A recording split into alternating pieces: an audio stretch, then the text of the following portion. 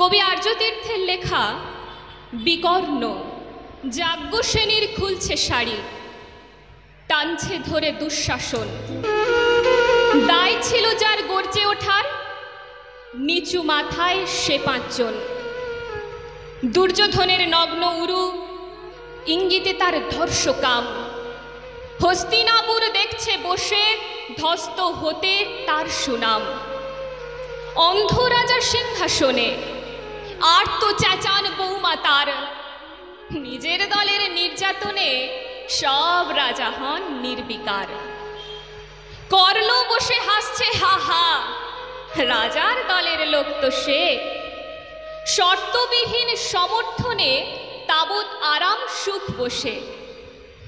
ভীষ্ম, দ্রোণ, কৃপ, নীরব, সরকারি লোক হাজার হোক, রাজার কথাই তোমার কথা।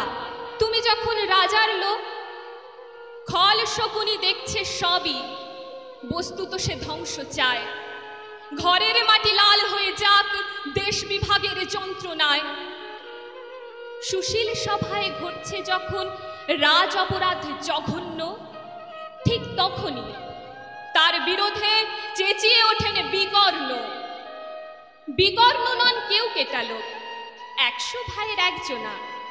এর আগে কেউ তেমন করে তার কথাটাই জানত না।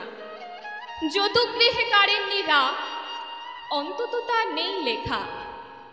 ভীমকে যখন বিষ খাওয়ালো, তখনও তার নেই দেখা।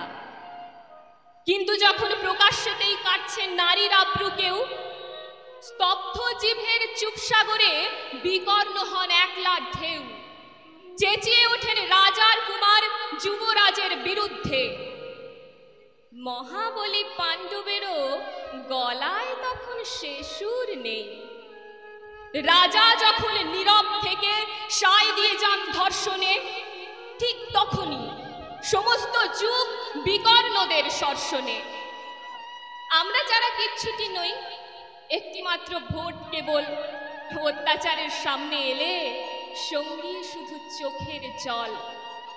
পোষ্যভাবে যাবনা চেবাই অন্ধ এবং নিকর্ণ।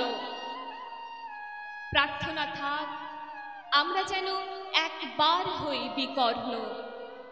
প্রার্থনা থাক আমরা যেন একবার হই বিকর্ণ। নমস্কার।